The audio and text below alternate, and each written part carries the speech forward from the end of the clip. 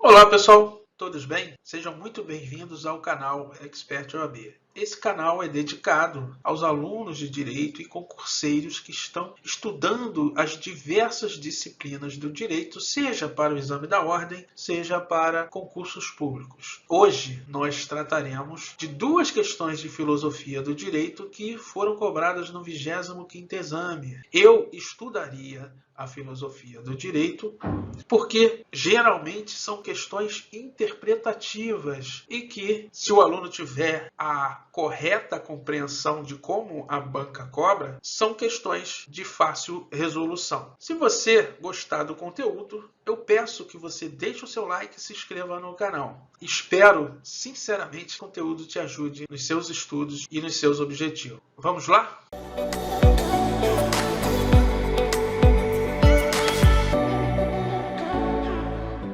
Vamos lá, pessoal. Questão 9, primeira questão de filosofia do direito do 25º exame. Olha só, a ideia da existência de lacuna é um desafio ao conceito de completude do ordenamento jurídico. Segundo o juiz filósofo italiano Norberto Bobbio, no livro Teoria do Ordenamento Jurídico, pode-se completar ou integrar as lacunas existentes no direito por intermédio de dois métodos, a saber, heterointegração e autointegração. Assinale a opção que explica como o filósofo define tais conceitos na obra em referência. Então, pessoal, para a gente contextualizar, né? Norberto Bobbio, juiz filósofo, escreveu alguns textos importantes para o direito. A teoria da norma jurídica foi um deles, tá? Nele, o autor indica critérios de valorização da norma, validade, existência, eficácia. Então, ele trabalha esses conceitos. Também apresenta os requisitos habituais que caracterizam uma norma jurídica: imperatividade, estatismo, coatividade, especificamente objetivando o assunto aqui da questão, a unidade do ordenamento jurídico e a coerência do ordenamento jurídico é um dos temas abordados por Bobbio, tá? E ele afirma que esse conjunto sistemático, que é o ordenamento jurídico, não tolera antinomias, ou seja, lacunas, né, de tal forma que o direito não possa ser operado em virtude da existência de lacunas. Isso não pode acontecer, tá? E caso o juiz precise julgar um caso concreto para o qual não encontre uma lei constatando a existência de lacuna, deve realizar seu preenchimento, pois, como dito, o ordenamento não tolera a lacuna, né? Esse preenchimento pode ocorrer de duas formas: a autointegração e heterointegração. É a classificação que ele dá. Na autointegração, a lacuna é resolvida por recurso a elementos do próprio ordenamento jurídico, ou seja, a analogia de leis ou pelos princípios gerais do direito. Ou seja, o juiz ou julgador se vale do próprio ordenamento jurídico, ok? Eis aí o nome, a classificação dada por Bobbio de autointegração. E heterointegração, professor? Na heterointegração, a lacuna é resolvida por recursos a outros ordenamentos, por exemplo, o direito natural, ou a elementos externos ao ordenamento, como costumes e equidade, ok? Ou equidade. Diante disso, vamos para as assertivas. Olha só. Letra A. O primeiro método consiste na integração operada por meio de recursos a ordenamentos diversos e a fontes diversas daquela que é a dominante. Perfeito, né, pessoal? Isso é o conceito de heterointegração que a gente acabou de trabalhar, tá? O segundo método, ou seja, a autointegração, consiste na integração cumprida por meio do mesmo ordenamento, no âmbito da mesma fonte dominante, sem recorrência a outros ordenamentos. Perfeito também, tá? Daí porque o gabarito da questão é a letra A. Tá? Vamos ver porque as outras estão incorretas? Olha só. Letra B.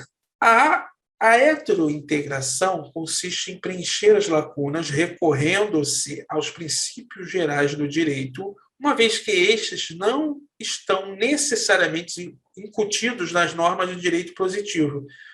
eles estão sim incutidos nas normas do direito positivo, tá? E recorrer aos princípios gerais do direito é característica da autointegração e não da heterointegração, tá?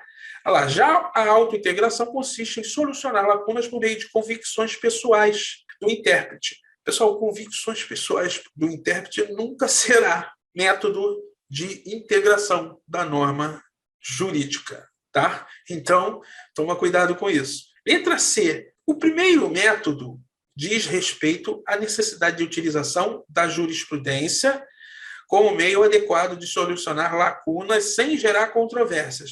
Pessoal, primeiro, a jurisprudência, em regra, tá? Falando aqui da prática, né? Em regra, ela não pode legislar, concorda? Então, quando ele fala que a utilizar a jurisprudência como meio adequado de solucionar lacunas sem gerar controvérsia é uma falácia. Por quê? A jurisprudência só é criada, em regra, em função de conflitos ou controvérsias, tá bom? Então, daqui você já marcaria que o item C é incorreto, tá? Mas vamos continuar, ó.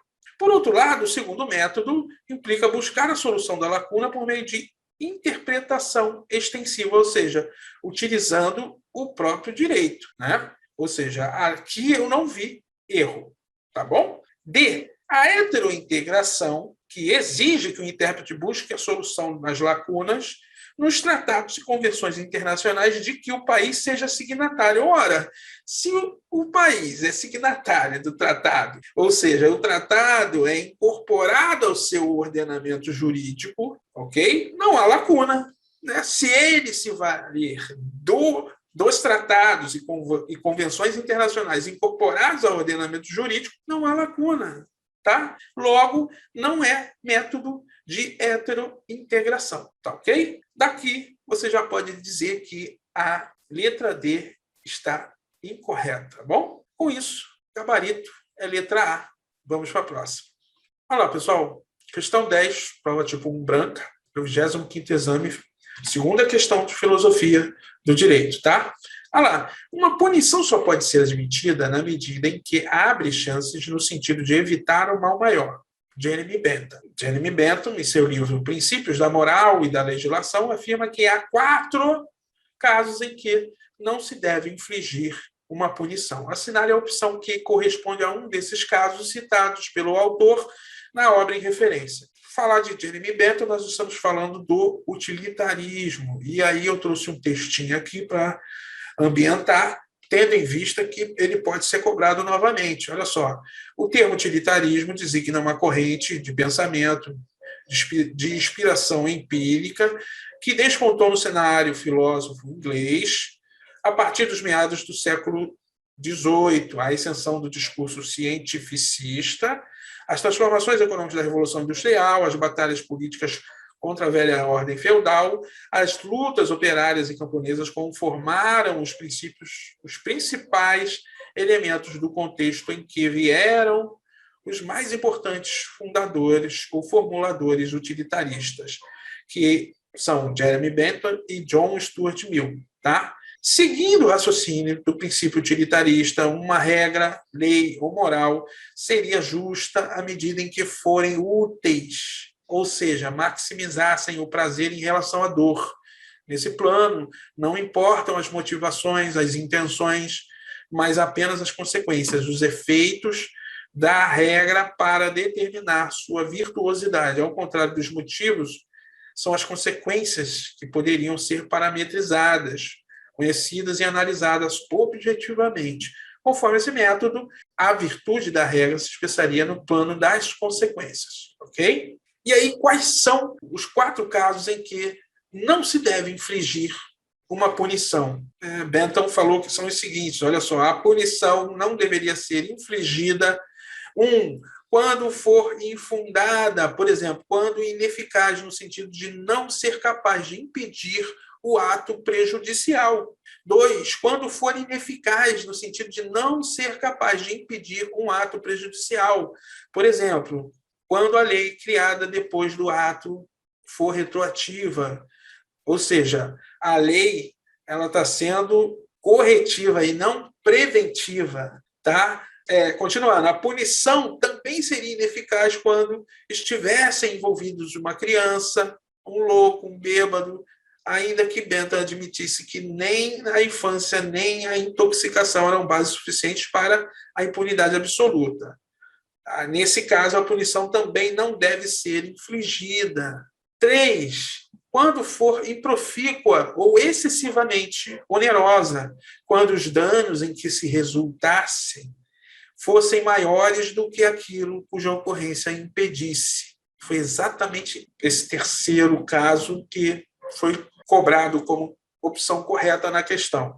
E 4, quando for desnecessária, quando o dano puder ser impedido ou interrompido sem ela, isto é, ao menor custo, né? Sobretudo nos casos em que consistem na disseminação de princípios perniciosos em matéria de dever, uma vez que, em tais casos, a persuasão é mais eficaz do que a força.